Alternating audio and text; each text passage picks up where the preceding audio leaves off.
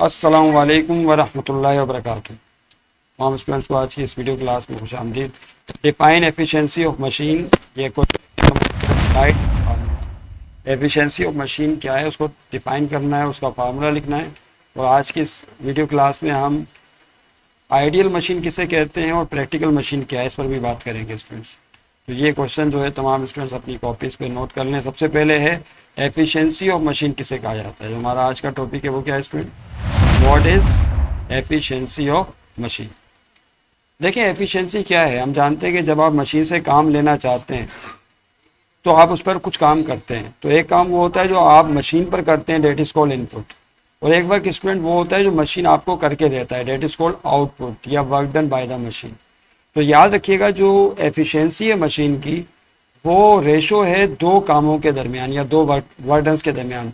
एक वो वर्क है जो कि मशीन ने आपको करके दिया और दूसरा वो काम है जो आप मशीन पर कर रहे हैं। तो इनके दरमियान रेशो को एफिशिएंसी कहते हैं। नोट कर लें फिर से, क्या, the ratio of useful work done by the yes work done by the machine to the work done on the machine gives the efficiency of machine. This is the definition of efficiency of machine. इसका formula ये आपके सामने आ गया है।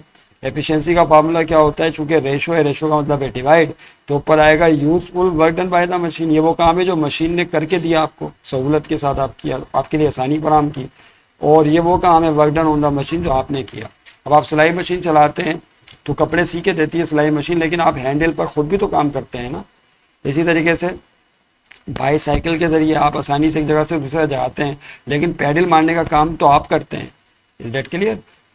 इस तरह से screw Jack के ज़रिए जो आप कारों को ऊपर की तरफ उठाते हैं, लेकिन स्क्रू जैक के हैंडल को घुमाने का काम तो आप करते हैं। तो याद रखिएगा एक काम वो है जो कि आपको मशीन करके दे रही है यूजफुल वर्क, और एक वो है जो आप मशीन पे कर रहे हैं। तो याद है स्टूडेंट, जो काम आप मशीन के ऊपर करते हैं वो इनपुट कहलाता है, उसे क्या कहते हैं, इनपुट। और एक काम वो है जो मशीन आपको करके दे रही है, डेट इज कॉल्ड आउटपुट। ये बात इससे आप तमाम स्टूडेंट अच्छे तरीके से वाकिफ हैं। तो जो काम आपको मशीन करके दे रही है इसको क्या कहा जाता है, ऊपर आउटपुट। और ये वो वर्क है work done on the machine जो आपने मशीन पे किया, दिस इज कॉल्ड इनपुट। इस पर हम इनपुट और आउटपुट की डेफिनेशन और इसके फार्मूलों पर कुछ वीडियो में बात कर चुके हैं आपसे। तो एफिशिएंसी का फार्मूला ये बना, एक दो फार्मूले आ गए, एक तो ऊपर वर्क की फॉर्म में, नीचे आउटपुट और इनपुट की फॉर्म में। क्या फार्मूला बना student, you can see here, efficiency is equal to output upon input. Output वो काम जो मशीन करके दे रही है, इनपुट वो काम जो आपने किया। ओके, याद करें इनपुट और आउटपुट का फार्मूला हम डिस्कस कर चुके हैं। आउटपुट का फार्मूला ये होता है W इंटू एच, यानी वेट को हाइट से मल्टीप्लाई करते हैं तो this will give you what, output. और इनपुट का फार्मूला वो होता है काम जो आप मशीन पर कर रहे हैं, ये बराबर है P मल्टीप्लाई डी। P का मतलब याद है एफर्ट था, P का मतलब क्या है, एफर्ट, और डी का मतलब है distance through which efforts act. Effort acts, वो फासला जिसके दौरान एफर्ट ने अमल किया, जिसके प्रोडक्ट से इनपुट हासिल होता है, याद रखिएगा। ओके, तो अब देखिए स्टूडेंट उसके बाद क्या होगा, तवज्जो रहे। एफिशिएंसी का फार्मूला आप आउटपुट इनपुट के बाद अब आप इस तरह से लिख सकते हैं जैसा कि बताया। आउटपुट की जगह WH आ गया, इनपुट की जगह P इंटू डी आ गया। W का मतलब वेट या लोड, H का मतलब हाइट, P का मतलब एफर्ट, D का मतलब distance through which efforts act, आप जानते हैं। अच्छा, इसको एफिशिएंसी को अमूमन हम परसेंटेज की फॉर्म में लिखते हैं इसमें। उसकी वजह क्या है कि परसेंटेज की फॉर्म में लिखने से आसानी हो जाती है। कैसे, एफिशिएंसी में भी रिटर्न इन परसेंटेज फॉर्म है, जैसा कि आप देख सकते हैं, नोट करने से रिटर्न इन परसेंटेज फॉर्म है। अगर आपको एफिशिएंसी को फीसद कारकर्दगी में शो करना है, परसेंटेज का साइन जो है वो ये होता है फ्रेंड्स। ये जो अलामत आपको नजर आ रही है इसको परसेंटेज पढ़ा जाता है। एक लाइन डाल के दो नुक्ते डाल देते हैं, क्या पढ़ते हैं इसे, परसेंटेज पढ़ा जाता है। Percentage E for efficiency. तो सिंपली करना ये होता है कि आउटपुट अपॉन इनपुट जो रेशो है उसको 100 से आप मल्टीप्लाई कर दो, तो ये परसेंटेज में एफिशिएंसी हासिल हो जाती है। होता है कि 100 से मल्टीप्लाई और डिवाइड करते हैं तो वो डिवाइड वाला 100% बना लेता है। तो बहरहाल ये फार्मूला आपके सामने आ गया। आउटपुट की जगह फिर आपने W इंटू एच रखा और यहाँ इनपुट की जगह जो है फिर आपने P इंटू डी रखा। तो परसेंटेज एफिशिएंसी की जो फाइनल फार्मूला डेवलप हुआ वही आपके सामने बॉक्स कर दिया, W multiply H upon P multiply D multiply by 100। तमाम स्टूडेंट इस फार्मूले को नोट कर लें। और एक चीज़ और याद रखें, आपके जहन में ख्याल पैदा हो रहा होगा कि एफिशिएंसी का यूनिट क्या होता है। तो याद रखिएगा बात फिजिकल क्वांटिटीज ऐसी हैं जिनका कोई यूनिट नहीं होता। तो एफिशिएंसी इज अ नंबर, ये एक नंबर है, हैज़ नो यूनिट, इसका कोई यूनिट नहीं होता। मेरा ख्याल है आप समझ गए होंगे। Efficiency is a number, has no unit, it is unitless quantity. ये एक यूनिटलेस क्वांटिटी, उस पर थोड़ी सी बात मैं चाहूँगा फिर से करूँ आपसे, क्योंकि एफिशिएंसी रेशो है आउटपुट और इनपुट के दरमियान। किसके दरमियान स्टूडेंट्स? आउटपुट और इनपुट के दरमियान। और आउटपुट क्या है? काम। इनपुट भी काम है। आउटपुट को भी जूल में नापते हैं, इनपुट को भी जूल में नापते हैं, तो जूल जूल से कट जाएगा। लिहाजा एफिशिएंसी एक यूनिटलेस क्वांटिटी बन जाती है जिसका कोई यूनिट नहीं होता। तवज्जो रहे। उसके बाद देखें अगली बात जो करने वाले स्टूडेंट आपसे वो है क्या, जैसा कि क्वेश्चन में मेंशन किया था कि आइडियल मशीन और रियल मशीन किसे कहा जाता है, इस पर बात करेंगे। आइडियल मशीन और रियल मशीन पे कि ये क्या है। आइए सबसे पहले आइडियल मशीन। ये एक आइडियल मशीन से मुराद है एक तस्वुराती मशीन या ख्याली मशीन, इसको परफेक्ट मशीन भी कहते हैं। तो आइडियल मशीन जो है हैज़ 100% एफिशिएंसी। इसकी जो एफिशिएंसी है स्टूडेंट 100% होती है, नोट कर लें इसे। और इसको यूनिटी भी बोलते हैं। ऐसी मशीन जिसकी कारकर्दगी 100% हो या यूनिटी हो, उसको आइडियल मशीन कहते हैं। यानी इसका मतलब ये हुआ कि जितना आप इनपुट देंगे मशीन आपको उतना ही आउटपुट करके देगी।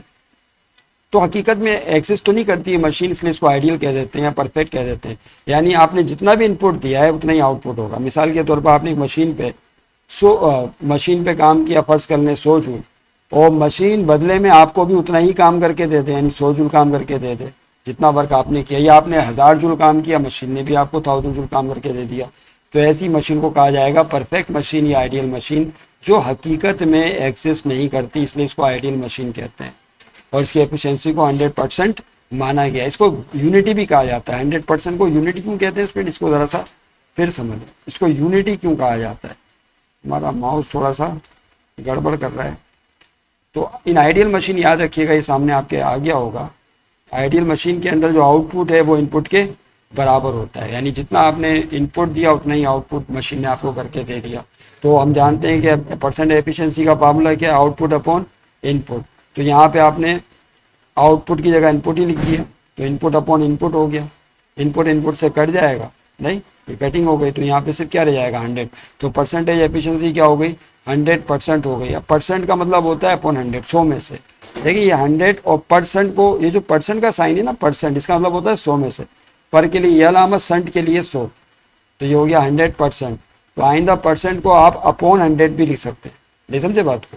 तो 100% को यूँ लिखा जाएगा 100 अपॉन 100।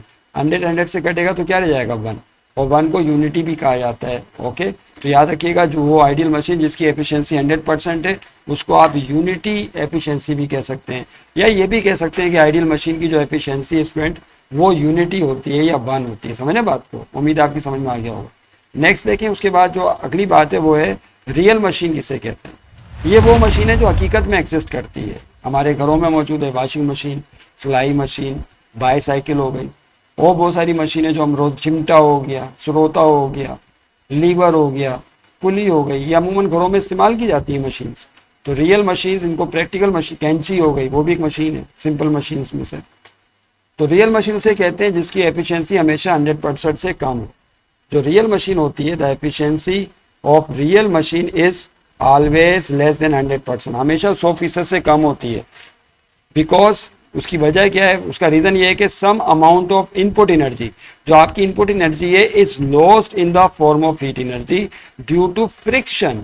रगड़ के अमल की वजह से कुछ तवानाई का नुकसान हो जाता है, जिससे हीट एनर्जी डेवलप हो जाती है। मिसाल पर कोई मशीन है, आप चला रहे हैं, आप इनपुट दे रहे हैं, अगर आपने 100 जूल काम किया है तो मशीन आपको कभी भी 100 जूल काम करके नहीं देगी। उसकी वजह यह है कि जो आपका काम होगा 100 जूल एनर्जी वाला, उसमें से कुछ पार्ट मशीन के पुर्जों के दरमियान रगड़ की सूरत में हीट एनर्जी की फॉर्म में ज़ाया हो जाएगा। तो तवानाई का कुछ हिस्सा हीट एनर्जी की सूरत में लॉस्ट हो जाता है। यही वजह है कि मशीन आपको 100% काम करके नहीं दे पाती। तो याद रखिएगा, जितनी भी मशीन हम इस्तेमाल करते हैं स्टूडेंट्स, रियल मशीन्स या प्रैक्टिकल मशीन, वो हकीकत में 100% काम नहीं कर सकती रियल मशीन्स। यही वजह इनको प्रैक्टिकल मशीन इसलिए कहते हैं कि प्रैक्टिकली यूज हो रही होती हैं और उनकी एफिशिएंसी 100% नहीं होती। वजह बयान कर दी क्यों नहीं होती। तो याद रखिएगा, इसकी मिसाल है, स्टूडेंट 100 में से मार्क्स लेते हैं। खैर मार्क्स तो लिए जा सकते हैं, एक स्टूडेंट 100 में से 80 नंबर ले लिए, एक ने 90 ले लिए, एक की एफिशिएंसी 80% आ गई, एक की 90% आ गई। एक स्टूडेंट ने 100 में से 100 मार्क्स ले लिए तो उसकी एफिशिएंसी 100% हो जाएगी। लेकिन ऐसे स्टूडेंट बहुत ही कम एग्जिस्ट करते हैं जो 100 में से 100 नंबर ही हासिल कर लें। एग्जिस्ट करते हैं, लेकिन मशीनों में ऐसा नहीं है। मशीनों में कभी भी याद रखिएगा 100% एफिशिएंसी वाली मशीन हकीकत में एग्जिस्ट नहीं करती। उम्मीद है आज की क्लास से आपने फ़ायदा उठा लिया हो गया। जिन तुलबा ने लाइक नहीं किया लाइक करें, सब्सक्राइब नहीं किया सब्सक्राइब करें, दुआ अगर हमारे लिए नहीं की तो प्लीज़ दुआओं में अपनी याद रखिए, वो कर दो। खुदा हाफिज़, मिलेंगे फिर इंशाल्लाह नेक्स्ट वीडियो में।